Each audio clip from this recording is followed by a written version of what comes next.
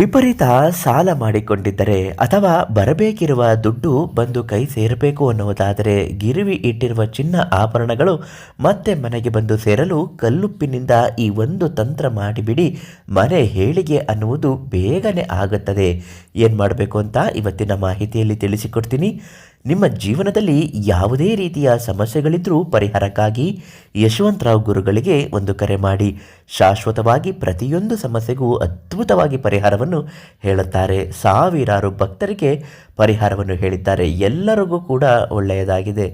ಗುರುಗಳು ತಿಳಿಸಿರುವ ಹಾಗೆ ವಿಪರೀತ ಸಾಲದ ಒತ್ತಡದಲ್ಲಿದ್ದವರು ಒಂದು ತೆಂಗಿನಕಾಯಿ ಚಿಪ್ಪನ್ನು ತೆಗೆದುಕೊಂಡು ಬರಬೇಕು. ತೆಂಗಿನ ಚಿಪ್ಪನ್ನು ತೆಗೆದುಕೊಂಡು ಬಂದು 4 ಮುಷ್ಟಿಯಷ್ಟು ಕಲ್ಲುಪ್ಪನ್ನು ಆ ತೆಂಗಿನ ಚಿಪ್ಪಿನೊಳಗಡೆ ಹಾಕಬೇಕು.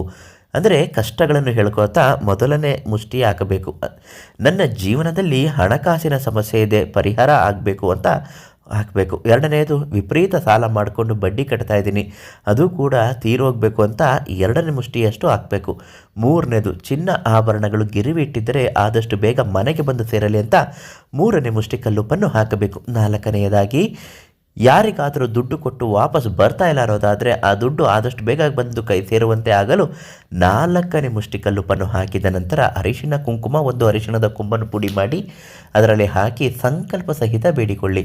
ದುಡ್ಡು ಕಾಸಿನ ಸಮಸ್ಯೆಗಳು, ಸಾಲದ ಒತ್ತಡಗಳು, ಚಿನ್ನ ಆಭರಣಗಳು ಗಿರಿವಿ ಇಟ್ಟಿದ್ದೇವೆ ಮನೆಗೆ ಬಂದು ಸೇರುವಂತಾಗಲು, ಬರಬೇಕಿದ್ದ ಹಣಕಾಸಿನ ಸಮಸ್ಯೆಗಳು ಬಂದು ಕೈ ಸೇರಿ ಮನೆಯಲ್ಲಿ ಏಳಿಗೆ ಅಭಿವೃದ್ಧಿ ಆಗಬೇಕು ಅಂತ ಹೇಳಿಕೊಂಡು ಆ ತೆಂಗಿನಕಾಯಲ್ಲಿರ್ತಕ್ಕಂತಹ 4 ಮುಷ್ಟಿಯ ಕಲ್ಲುಪ್ಪನ್ನು ಒಂದೊಂದು ಪೇಪರ್ ಮೇಲೆ ಹಾಕುತ್ತಾ 4 ಮೂಲೆ, ಮನೆಯ 4 ಮೂಲೆಗಳಲ್ಲೂ ಒಂದು ರಾತ್ರಿ ಪೂರ್ತಿ ಬಿಡಬೇಕು. ಮರುದಿನ ಬೆಳಗ್ಗೆ ಎದ್ದು ಆ ಕಲ್ಲುಪ್ಪನ್ನು ಎಲ್ಲವನ್ನು ಸೇರಿಸಿ ಒಂದು ತಟ್ಟೆಗೆ ನೀರನ್ನು ಹಾಕಿ ನೀರಿನೊಳಗೆ ಕಲ್ಲುಪ್ಪನ್ನು ಸುರಿದು ಸಂಪೂರ್ಣವಾಗಿ ಕರೆದಾದ ನಂತರ ಅದನ್ನು ಮನೆಯಿಂದ ಹೊರಗೆ ಚೆಲ್ಲಿಬಿಡಿ. ಮನೆಯಲ್ಲಿ ನಕಾರಾತ್ಮಕ ಶಕ್ತಿಗಳನ್ನೆಲ್ಲ ಹೀರಿಕೊಂಡು ಸಕಾರಾತ್ಮಕ ಶಕ್ತಿಗಳು ಮನೆಗೆ ಆವರಿಸುತ್ತದೆ. ಮನೆಯಲ್ಲಿ ದೈವಶಕ್ತಿ ಅನುಗ್ರಹ ಪ್ರೇರಣೆ ಆಗುತ್ತದೆ.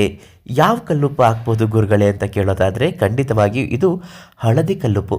ಈ ಹಳದಿ ಕಲ್ಲುಪ್ಪು ಪಂಡಿತ್ ಯಶವಂತರಾವ್ ಗುರುಗಳಿಗೆ ಕರೆ ಮಾಡಿ ಉಚಿತವಾಗಿ ಅದನ್ನು ನೀಡ್ತಾರೆ.